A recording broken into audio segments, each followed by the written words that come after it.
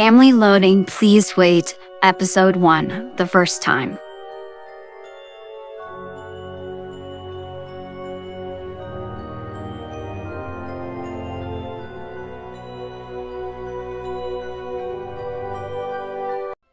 He'd never slept in a bed before.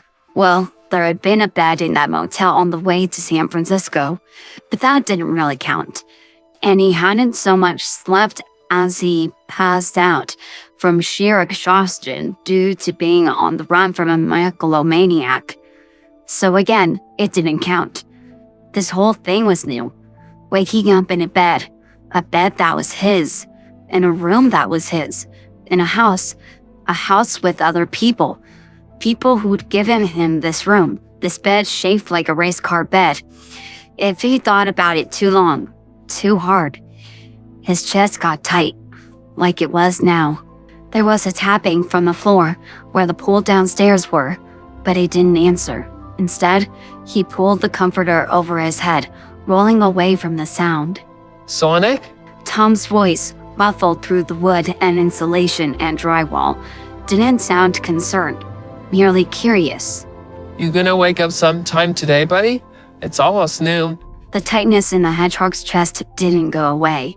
In the darkness under the covers, he shut his burning eyes. Just go away, please. Just go. Another voice, softer, sweeter, floated up. Nothing? Nothing. It's been 2 days. You should at least eat. I'm going to make something. Despite how hard he kept his eyes shut, it didn't stop the tears from forcing their way down his cheeks. They were worried about him. After everything he'd put them through, a gasping sob slipped out as he bit his tongue hard. He couldn't risk them hearing. He'll calm down when he's ready. He could practically hear Tom play his arm around Maddie. Come on. The creaking floorboards signaled their departure, but relief didn't come, just more tears. It didn't make sense. He'd been so happy 2 days ago. They tugged him in, and he drifted off giggling, at long last excited to see what the next day would bring. He hadn't gotten out of bed since. His normally lighter-than-air frame felt like lead, and sure, he used a ton of power and energy over the last few days, but he'd never had trouble bouncing back before. Why couldn't he muster the strength to get up, go downstairs, see the people who'd given him his first real home in 10 years? Now they probably thought he was a jerk, taking their hospitality for granted. They were probably right. He curled tighter in on himself, the pillow wet and the air around him humid and hot. The tears only stopped when he drifted off, fitfully, sometime later. When he opened his eyes again, the light pouring in from the skylight was a dark pink. He'd flailed the comforter off of him in his sleep, and now he was cold and sticky. Sweat made the fur cling to his body, made the sheets stick to his fur, and it was so uncomfortable, he pushed himself up into a sitting position. Everything was sore, and his head felt fuzzy as he blinked around the room. Through bleary eyes, he spotted it, a plate, sitting right next to the drop downstairs, with a sandwich and chips and a bottle of water. A sound came out of his mouth that was a strange mixture of a laugh and a sob, and he swung his legs off of the bed. A couple of wobbly steps, and he was sitting cross-legged on the floor. He had to force the first bite, but he inhaled the rest, and then licked the crumbs from the plate and downed the water in one long, continuous gulp. As he put the bottle down, his stomach, now slightly distended, giving a churning, gurgling sound, and he groaned. Nature was calling. The stairs lowered, without much effort, but more than enough noise to wake up the dead. He cringed. So much for taking care of business undetected. He could hear footsteps and seriously considered pulling the ladder back up and climbing out the skylight. But then Maddie came into view. Her mouth was smiling, but her eyes didn't sell it. Hey, you. Hey, He slowly made his way down the stairs, eyes anywhere but on her. thanks for lunch. I did, I guess. But if you were in the middle of something, you can just go back to. But before you do that, maybe could you point me in the direction of the men's room? He twisted his gloved hands together, gaze on his socks. If she shared his embarrassment, she didn't show it. Around the corner, second door on the right. Got it. Thanks, again. He tried to run, but his legs still felt too shaky. Wouldn't do what he told them. Walking was the order of the day, apparently. She didn't follow him. From behind the closed bathroom door, he could hear her turn on the radio in the kitchen. News from the sound of it.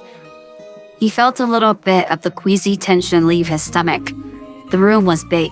Bigger than any truck stop bathroom he'd ever used. Sometimes digging a hole in the woods just felt a little too animal, and he'd given doing things the human way a try. And cleaner, too. As he was pulling off his gloves to wash his hands, he kept darting over to the tub. He'd never taken a bath before. He tried the shower at the motel, and that was fine. Like a rainstorm that just happened to be scalding. But kind of boring. In the woods, being clean hadn't really been a priority. When it rained, he ran around in it, and that was that. He hadn't been a fan of the ocean, but the tub looked inviting. Cautiously, curiously, he drew closer. It seemed straightforward enough. One handle had a little H on it, and the other had a C. He twisted the H handle. Instantly, a spray of unexpected cold water dropping down on him from over his head. Yelping, he jerked back and looked up. Instead, from the faucet, the water came from the shower head up above. Oh, come on. Everything okay in there? Maddie's voice at the door had him squeaking again, face hot as he scrambled to shut off the water. Oh yeah, totally fine. Nothing to see. The door opened. Here. Hey again. He managed a weak smile as he turned to face her, water dripping from his flattened ears. The woman he thought of as pretzel lady for years didn't look upset at the mess. Her eyes narrowed as she took in the scene, but the corner of her mouth twitched upwards as she said, The hot and cold water I reversed. Huh? For the shower. That's what happens when you've got a husband who thinks watching a YouTube video means he's practically an expert. You get a house full of quirks. Right. She turned and opened the door, reached in and pulled out a fluffy white towel that looked new. You get the hang of it though. She set the towel down on the top of the closed toilet seat. Want me to show you? Oh, no. I mean, not like no, but I can just He put a hand on the towel. clean up the mess. Get out of your hair. No big deal. His gaze fell on the tub again, and he bit his bottom lip. Maddie considered him for a moment. He seemed so much smaller now. Socked feet shuffling on the tile, ears flat against his head. Was this really the same creature who'd knocked out power to most of the Northwest? Deep down in her chest, something ached. Tom had gone to work, the late shift at the station today. So it was just her and their new house guest. No, that wasn't right. An orphan alien who lived in a cave on the outskirts of town, who could travel faster than the speed of sound, who roped her husband and her into a dust-defying chase across 3 states. Well, house guest didn't exactly do justice. He called them his best friends, but that didn't feel right either. She could remember coming out onto Main Street, seeing him crawling away from that monster. The way her heart had launched itself up into her throat. She'd been so afraid for him and felt so helpless. She felt helpless in this moment as well, but in a different way. It had been her idea to invite him to stay with them, but maybe it had been too much change too soon. He looked so uncomfortable, so unlike the bubbly, energetic hedgehog she thought she knew. But that was being presumptuous for sure. They'd only met less than a week ago. A connection was there, but it was still tenuous, fragile. The only thing you're keeping me from is a sink full of dishes. A few steps closer and she reached past him to plug the drain, switch the faucet from shower to bath mode, and twist the nozzle marked C. Come on, let's get you cleaned up. Sonic blinked, watching as she sat herself on the wall of the tub. Huh? Put your hands under there. Is it too hot? She pointed at the stream of water.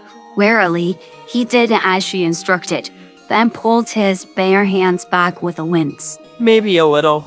She gave the ancient nozzle a twist, put her own hand under the faucet. How about now?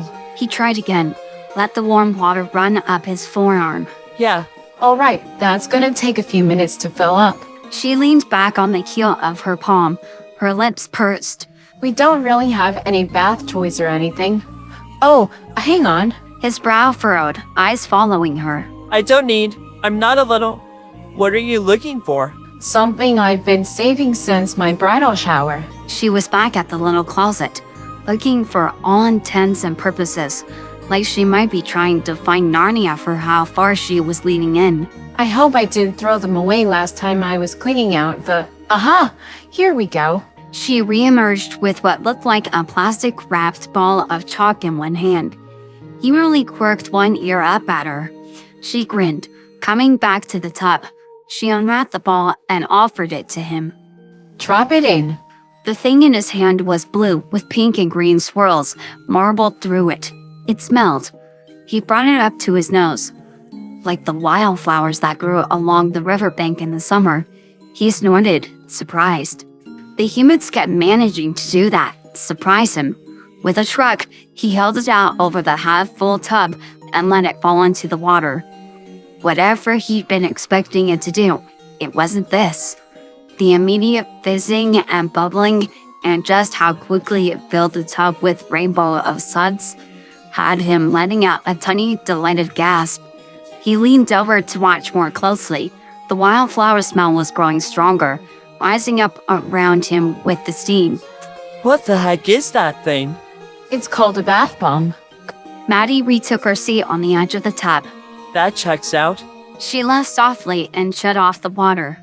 It's been collecting dust in the closet for years. I don't usually make time for baths. He nodded slowly. Yeah, me neither. Well, no time like the present. He stood, hands on the lid of the tub, eyes on the water for a long moment. So, you just, hop in? Pretty much. Might want to take your socks off first. Right, yeah, duh. He was already kicking them away. Okay, here goes nothing. In one smooth motion, he hoisted himself up and over the edge, landing with a small splash in the basin. Standing, the water already reached his waist, and as he sank down instinctively, it rose up over his shoulders, enveloping him like a frothy, colorful, sweet-smelling cocoon. In one smooth motion, he hoisted himself up and over the edge, landing with a small splash in the basin. Standing, the water already reached his waist, and as he sank down instinctively, it rose up over his shoulders, enveloping him like a frothy, colorful, sweet-smelling cocoon. Yeah, I guess this is better than the Pacific. I should hope so. Maddie grinned. She dipped her hands into the water, came up with a pile of soft blue bubbles, and let them fall on top of his head. Careful to work with the crane, as soon not to get pricked. She began working her fingers through his quills. He made a confused noise as she pulled back. Do you mind? Sorry, I should have asked first. No, I guess not.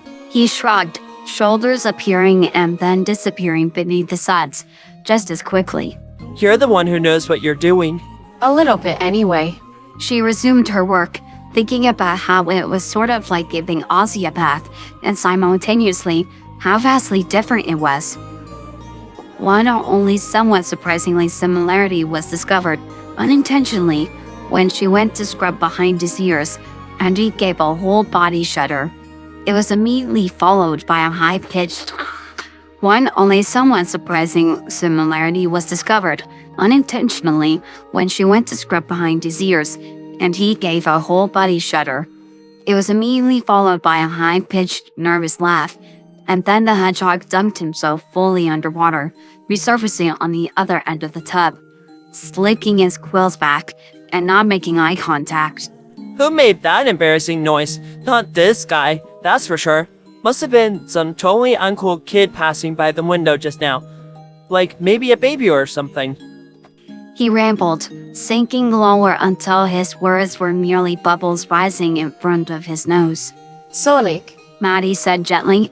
She got only bubbles in response. do you like getting your ears rubbed? He raised his head up just enough to mumble. Apparently. Sympathy tinged her smile. Of course, this discovery was new to him too. When would he have had the opportunity to learn it before this moment? If it makes you uncomfortable, I promise I won't do it anymore. I would like to get some of the dirt out of your quills though, if that's alright. He fully submerged again, reappearing back at her side. Yeah, okay. He drew his knees up, wrapping both arms around them. You won't tell Tom, will you? Not if you don't want me to. She scooped up 2 more handfuls of bubbles and set back to work. Though I don't think there's anything to be ashamed of. It's okay to like being touched. Sonic was quiet, watching the colors in the water move lazily around him. Her fingers in his quills were soothing, carting away the grime. She paused to pick out a large piece of debris and he froze. He'd felt this before, years ago, a lifetime ago. But it had been a beak, not fingers, plucking leaves and grass from his fur. Preening. His chest felt tight all over again. Maddie felt him go rigid, waited for him to tell her to stop. But instead, the sound of quiet sniffling reached her ears, and her heart broke clean in half. Hey, it's okay.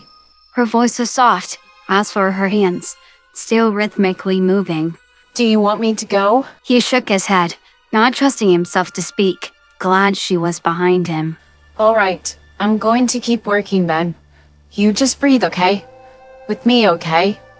In through the nose and out through the mouth. In through the nose and out through the mouth. He recognized the phrase from her Saturday morning yoga videos. He'd always been so busy trying to bend himself in ways a hedgehog clearly wasn't meant to. He'd never bothered to try the breathing thing. He did now, listening to her inhale and exhale, focusing on matching her languid pace. The first few exhales were shaky, mortifyingly tainted with whimpers and gasps. But after 10 or 15 repetitions, it started to work. He could feel the tightness in his chest lessen, muscles in his back relaxed. Whoa, He muttered. guess that wasn't baloney after all. Maddie smiled with relief. She'd been acting on instinct, going with her gut. Her gut had been the right way to go, apparently. I'll never lie to you, kiddo. Promise. I'll hold you to that. The water started to cool down soon after, and so Maddie showed him which switch to flip to drain the tub, and then how to switch it back to shower mode, which she used to rinse off the suds that were still clinging to his fur.